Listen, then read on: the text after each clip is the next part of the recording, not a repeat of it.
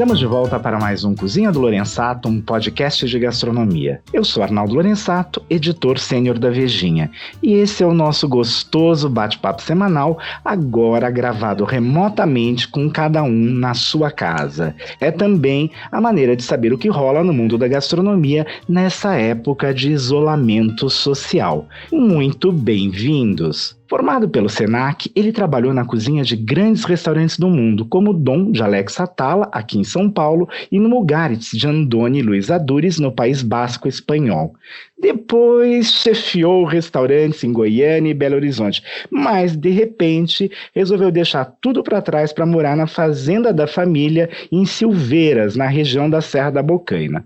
Lá ele passou a criar porcos caruncho, quase desaparecidos. Os porquinhos viram matéria-prima para a produção de embutidos e outros itens na Curiango, venda e cozinha. São produtos que ele oferece pelo Instagram, Rafa Bocaina, e também em restaurantes de São Paulo, como o Italiano Evai.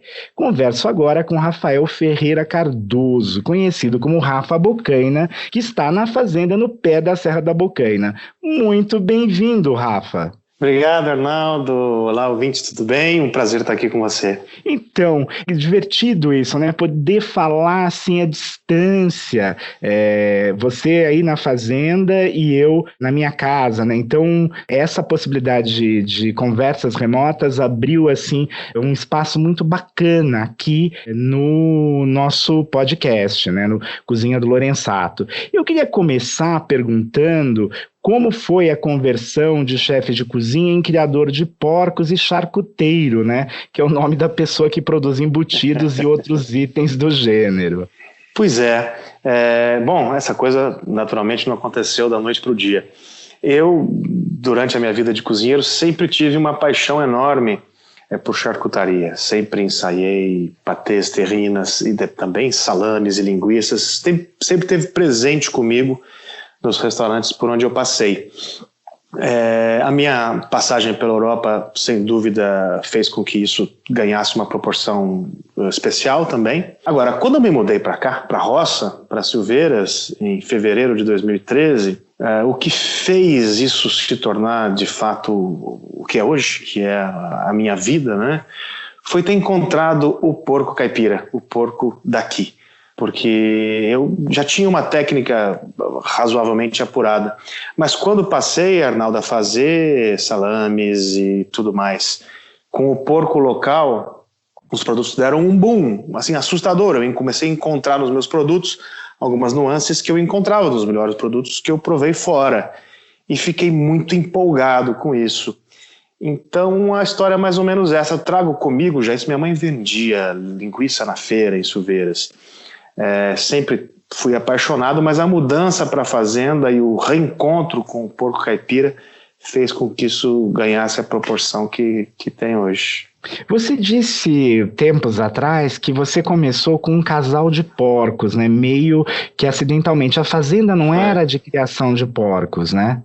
Não, a fazenda inicialmente, a partir da década de 40, foi uma fazenda de café, tardia aqui para o Vale do Paraíba. Depois se tornou uma fazenda de gado leiteiro e produziu leite B. Meus pais tocaram, chegaram a beneficiar o leite na própria propriedade. E a partir da década de 90, o cenário leiteiro do Vale do Paraíba passou por uma grande transformação. Os pequenos produtores começaram a enfrentar grandes problemas. A fazenda então ensaiou ter gado de corte. É uma pequena fazenda de 98 hectares e depois ela acabou se tornando simplesmente onde meus pais viviam, moravam. Eles se mudaram há uns 15 anos aqui para a fazenda e viviam aqui, chegaram a arrendar a fazenda e coisa e tal.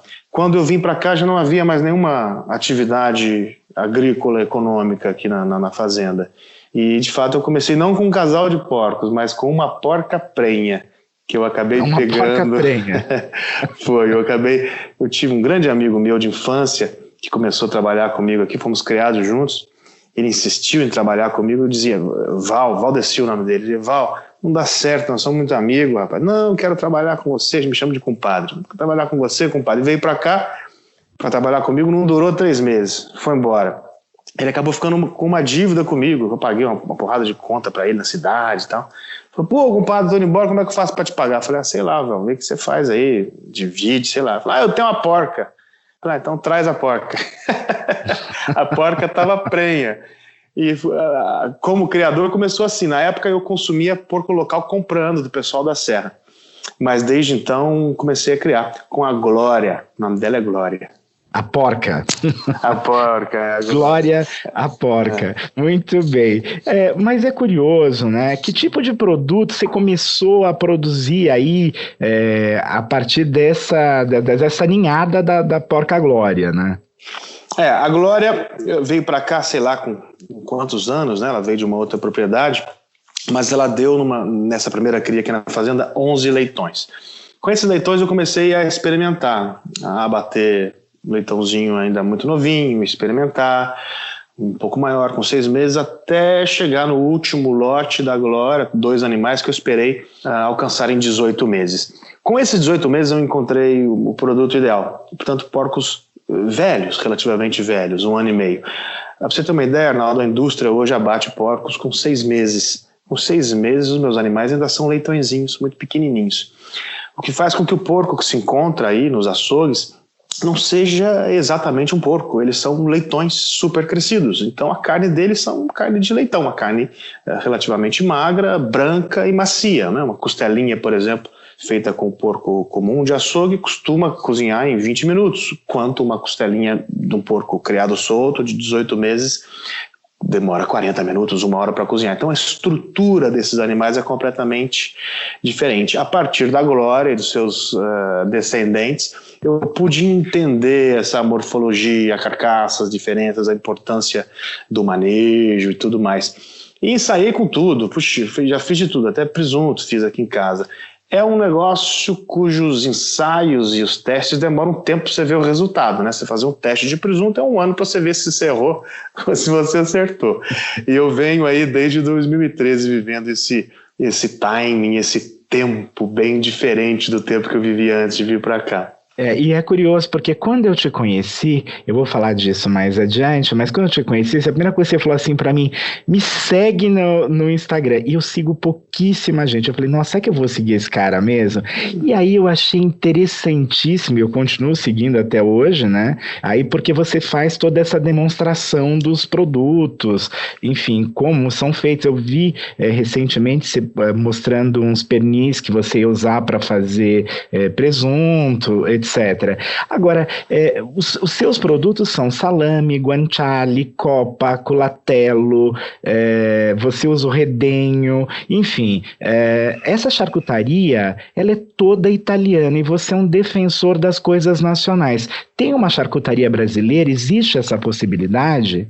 É complicado, depende do que você define por charcutaria. Nós temos como referência na cultura caipira, cuja minha região aqui, o Vale do Paraíba, é o berço, né? A origem da cozinha caipira passa por aqui. Pois bem, o que seria charcutaria, né? Na cultura caipira, nós temos alguns ícones, como uma linguiça de fumeiro, por exemplo, uma linguiça rústica, picada à mão, enchida à mão, pendurada num fumeiro, que é algo muito semelhante com o que os portugueses fazem.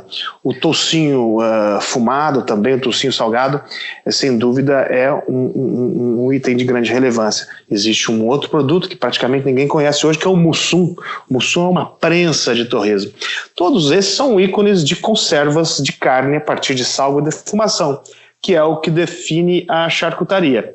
Agora, existe uma charcutaria brasileira? Essa é uma pergunta que você deve ter falado há algumas décadas para alguns cozinheiros. Existe uma gastronomia brasileira e coisa e tal? Nós somos um povo de misturas, de mesclas, né? E a cultura caipira é uma cultura que se formou no território brasileiro a partir da expansão da colonização, a partir da Odisseia Bandeirante, sobretudo da fixação do homem no solo. Quando formam-se as primeiras comunidades, quando há a fixação do homem, não mais aquela movimentação bandeirante, surge uma mescla de culturas que varia entre o índio, o europeu e, sobretudo, a geografia, a cultura da região trazida pelos povos originários daquela região, e esse é o amálgama, o caldo que forma a cultura caipira. A cultura caipira original traz alguns ícones, né? Mas existem influências europeias fundamentais na cultura caipira. Na minha opinião, por exemplo, podem me crucificar por isso. O macarrão é um prato caipira. Eu convivo há décadas aqui e o que se come na roça, desde mim, hein? Meu pai traz esse relato também, minha avó trazia esse relato. O macarrão com galinha é um prato típico da Serra da Bocaina, né?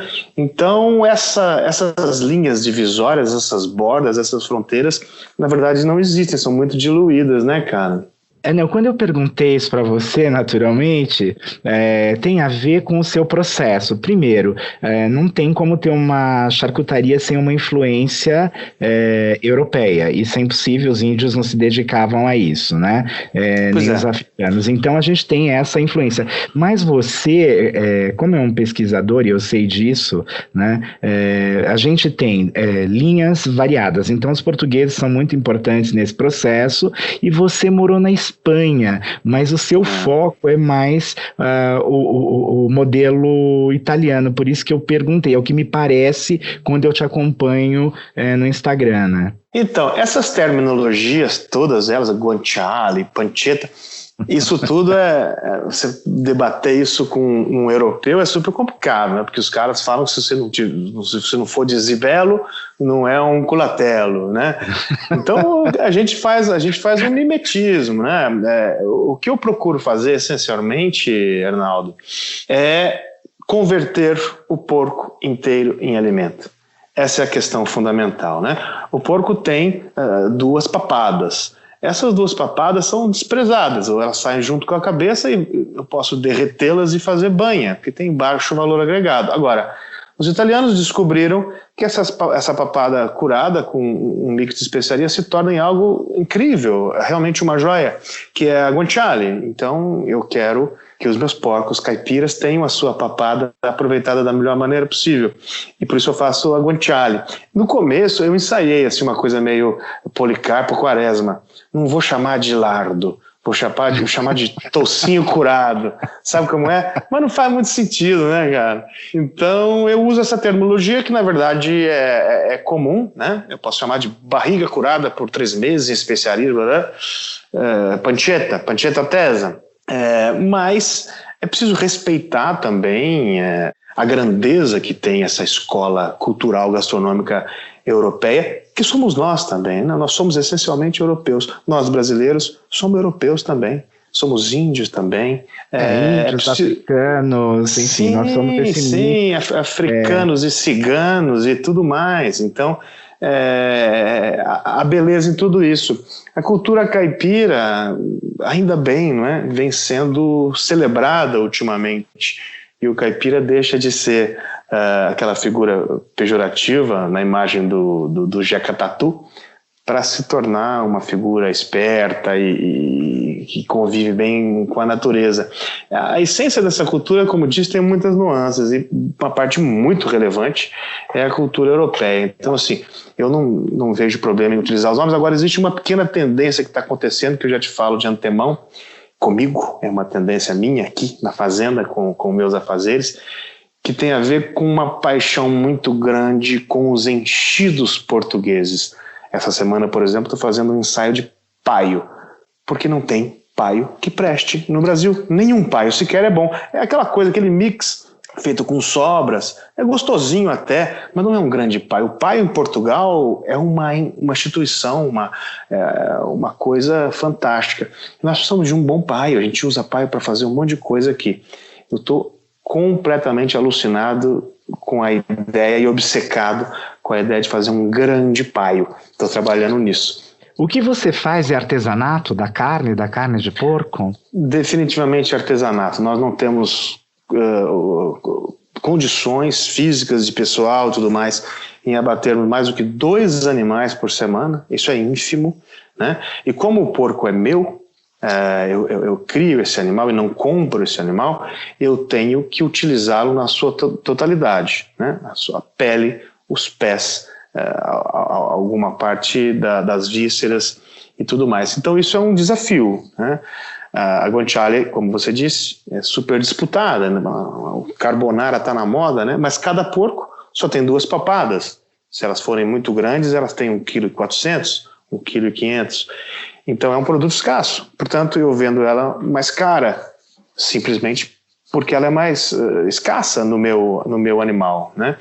Então, a minha pegada está em cima do animal, da sua carcaça e daquilo que ele pode oferecer. E é um grande desafio, né? Porque, por exemplo, a quantidade de pele que eu tenho é muito grande. Você faz um negócio que é mostrar o abate de porcos. Isso é realmente necessário? Essa é uma outra discussão. Eu acho necessário... Bom, primeiro que eu acho que eu tenho alguns seguidores que entendem muito bem isso. Eu acho talvez 95% dos meus seguidores. Eu acho o que é necessário, não que eu tenha que mostrar esse abate, mas necessário é que haja uma reconexão das pessoas com a morte, desde a sua própria morte, que nós precisamos entender, é a única grande realidade que nós vivemos, a única grande verdade que nós vivemos. Mas se nós comemos carne, se nós consumimos carne, é preciso que a gente entenda que aquilo é um animal morto, certo? E há uma desconexão muito grande, e essa desconexão ela gera uma problemática enorme para vários rumos, né? Desde desequilíbrio ecológico até um consumo desenfreado de carne que acaba causando danos à saúde. E acho que essa compreensão maior da cadeia passa por entender a morte. Às vezes eu desisto de postar, não vou postar, mas porque eu sou atacado pra cacete, você não tem noção não. Eu imagino. Sou super atacado. Teve uma vez um grupo do Uruguai que começou a me atacar. Falei, o que eu vou fazer? Eu vou na polícia. Começaram a me atacar durante muito tempo, depois eles sumiram.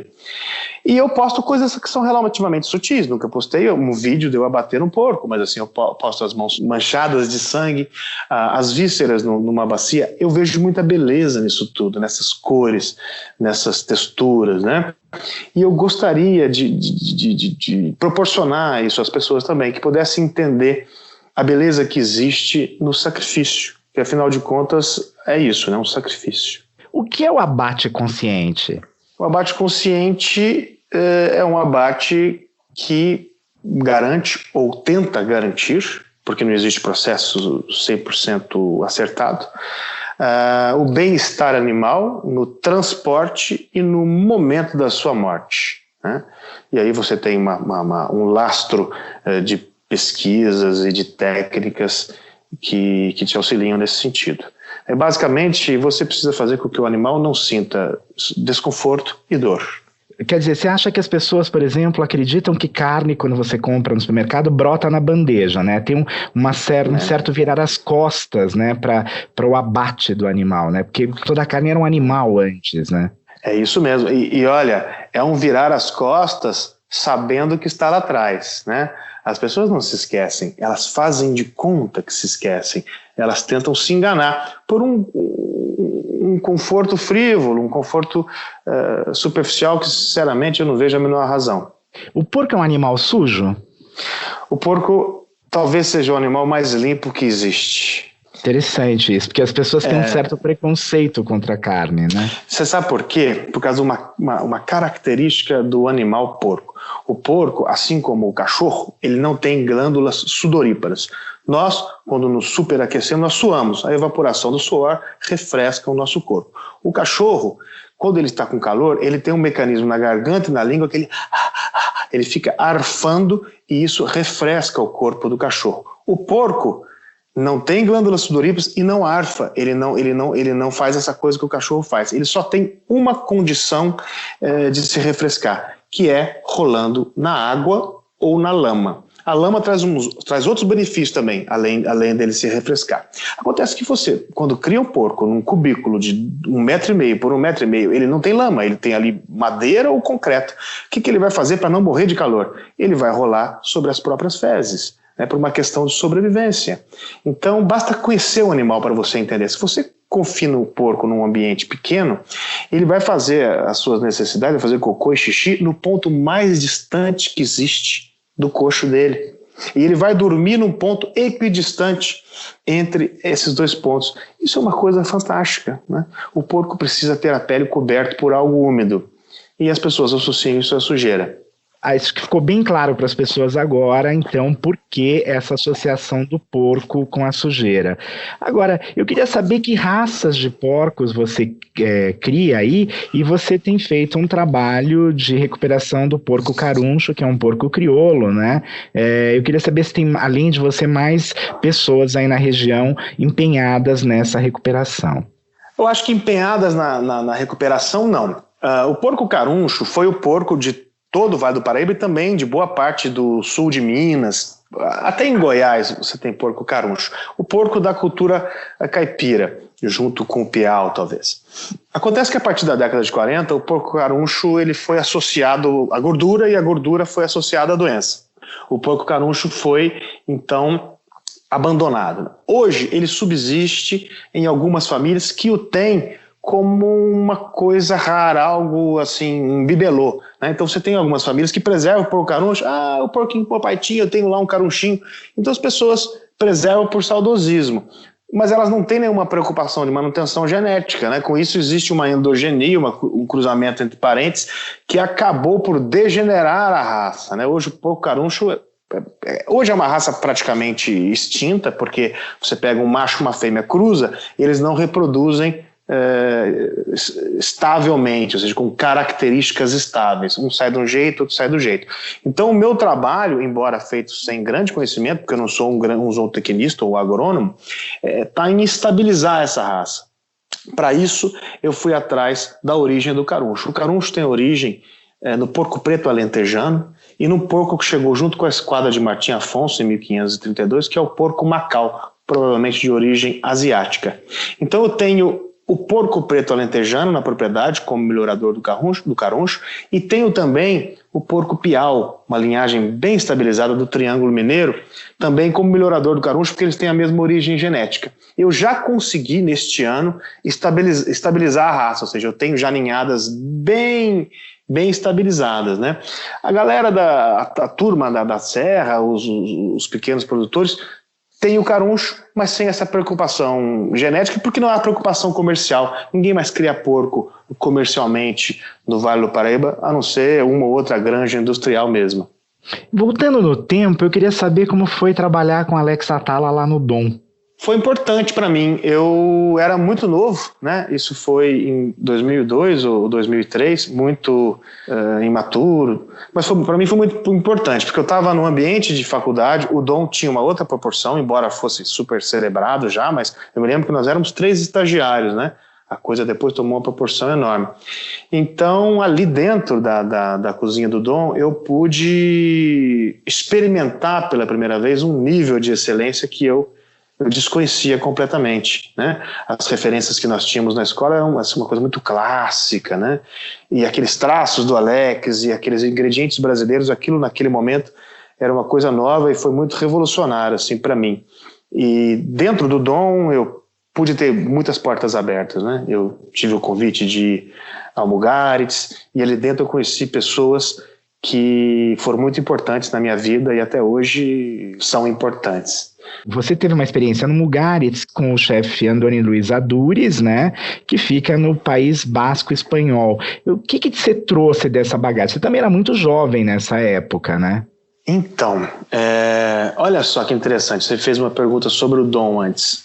Quando eu cheguei no Dom, eu fiquei muito deslumbrado com aquilo tudo, com aqueles prato mesmo físico, as louças, com os traços e tudo mais. Pouco tempo depois, o Andoni foi cozinhar no Dom e eu vivenciei a cozinha do Mugaritz dentro do Dom. Isso, Arnaldo, me tirou o sono por 3 dias. Literalmente, eu não pude dormir. Com o nível de excelência, com o silêncio com que as pessoas trabalhavam, eu fiquei muito emocionado. E ele viu essa emoção, por isso que ele acabou me chamando para trabalhar lá com ele. Quando eu fui agradecer no final do evento, foram 3 dias de evento. Foi o primeiro evento que a Joana Muné fez no Brasil. Foi essa trazida do Andoni pro Dom. Ah, sim, eu me lembro da sua mesa, se você quer saber. Sério? Sério. Enfim. Tava pra mim na horta, minha querida. Eu lembro. A gente olhava ali de dentro, eu tava ali. Bom, naquele momento, eu que há alguns meses estava deslumbrado com a cozinha do Alex, achando que estava no céu, vi aquilo com o Andoni e realmente fiquei profundamente tocado. Ele entendeu isso e acabou fazendo um convite para eu ir. Eu fui, depois que me formei, acho que levou alguns meses depois para me formar. E a experiência que eu tive lá foi talvez a mais transformadora da minha carreira, porque eu pude vivenciar a Europa rural. O Mugares fica no mato, na roça, como se diz aqui, né? No meio do campo, os vizinhos são vaquinhas e coisa e tal. Os meus colegas achavam aquilo terrível, né? Saíam para a balada e eu achava aquilo deslumbrante, conversar com os criadores de ovelha, os produtores de queijo iria salada, as produtoras de cidra, né? Os pescadores, ali a montanha, mas muito pertinho do mar, e o quanto aquilo era fundamental para o conceito e para a qualidade da cozinha do Andoni, né? Nós recebíamos os pescadores que pescavam muitas vezes 2, 3 quilos de peixe, coisa pouca, e os produtores todos locais. Essa interação foi fundamental para a formação assim, da minha crença gastronômica, digamos assim. Foi muito importante, muito lindo também. E você teve a oportunidade, uma coisa curiosa, em 2005 eu fui para o Madrid Fusion e era a primeira vez que um brasileiro se apresentava, era o Alex Atala, foi um negócio, eu me lembro, eram umas 18 horas, nesse horário virava um mico, todo mundo ia embora da plateia, e ele não, ele ficou lá repleto, mostrou que era palmito pupunha, tinha todas as estrelas na primeira fila, o Ferradrial, Arsac, estavam todos ali presentes para ver essa apresentação. E você teve a oportunidade de representar o Brasil 8 anos depois, em 2013. Como foi essa participação, Rafa? Foi muito interessante. Sem dúvida, é muito marcante você estar no palco principal dos principais congressos de gastronomia do mundo. Mas eu não fui representar exatamente o Brasil, fui representar Minas Gerais. Na época, você estava chefiando um restaurante lá, né? Exatamente, os chefes que foram no Madrid Fusion naquela ocasião foram chefes mineiros, e eu fui convidado quase que por acidente, porque eu tinha ganhado o prêmio acho que da Veja, não sei, em BH, e os caras me convidaram sem saber que eu era paulista. Mas enfim, eu precisava fazer bonito. E me embasei muito, né, num trabalho de pesquisa sobre a gênese da cozinha mineira, porque a gênese da cozinha mineira tem origem aqui no Vale do Paraíba, a minha região, né? Então, meio que justificando a presença de um paulista num congresso para falar de Minas Gerais, eu levei esse tema, a gênese da cozinha mineira, para poder falar da minha terra. E o palco foi dividido com o Ivo Faria, e foi muito feliz essa divisão, porque o Ivo, como mineiro e chefe mineiro essencialmente, pôde assumir a palestra do meio para frente, quando eu dava a deixa para ele, né? A dinâmica era mais ou menos assim. Eu falava da cozinha que se movimenta, a cozinha, o farnel de viagem, citado por Luiz da Câmara Cascudo, e quando o homem se fixa, né? Quando nasce em Minas Gerais, quando nascem as primeiras vilas de Minas Gerais, e aquilo que a Mara Salles chama maestralmente de cozinha de quintal, assumia o Ivo Faria. Aliás, eu te conheci no restaurante Tordesilhas, eu não te conhecia, só já acompanhava à distância, e eu conheci os seus produtos e a sua cozinha, digo, essa cozinha que você faz a partir de agora, né, no restaurante Tordesilhas, da Mara Salles, que já foi entrevistada aqui, e é incrível. Eu preciso encerrar essa nossa sessão, eu queria te contar uma história, eu queria que você falasse sobre isso. Eu tenho uma aluna agora, uma ex-aluna, Ana Júlia Paloche, e ela era estudante de jornalismo no Mackenzie, e a família mora em Silveiras, e ela fez um documentário muito interessante sobre tropeirismo. Você se mantém numa região que é muito forte de tradições? Muito forte de tradições, embora a maioria das pessoas que vivem aqui não saibam disso. A tradição é tão enraigada e tão aprofundada na essência das pessoas que as pessoas nem se dão contas. Mas o Vale do Paraíba, e sobretudo cidades pequenininhas como Silveiras e todo o Vale Histórico, São José do Barreiro, Areias, traz essa carga muito forte, né? São cidades que ficaram à margem do eixo do desenvolvimento, digamos assim, e esse abandono, entre aspas, talvez tenha preservado alguma coisa essencial, extremamente valorosa. Isso é lindo de ver, né? Bom, nós vamos agora para a nossa sessão Fast Food, a sessão de perguntas rápidas para respostas ainda mais rápidas.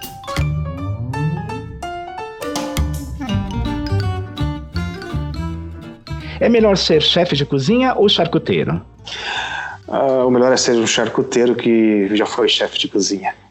Porco crioulo é realmente bom ou é apenas um romantismo?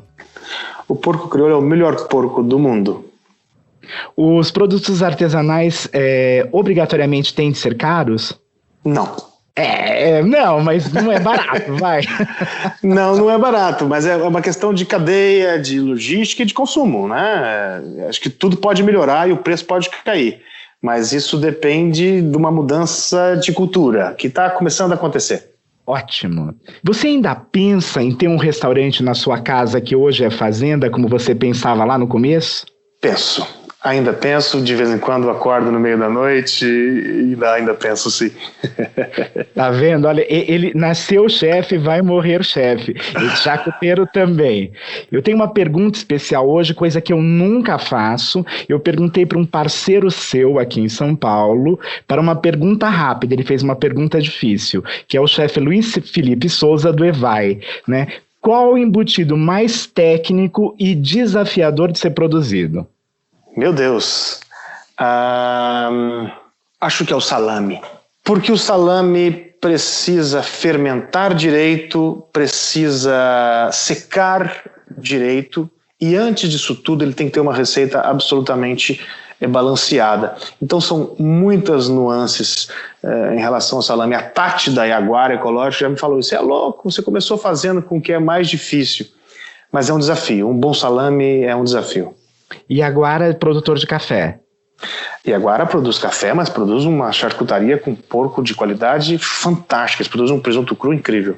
Nós vamos agora para a nossa sessão mais gostosa e o Rafa Bocaina vai poder exercitar a sua porção chefe. Receitinha. O que teria no cardápio muito simples do restaurante aí em Silveiras, na fazenda, no sopé da serra, da linda Serra da Bocaina.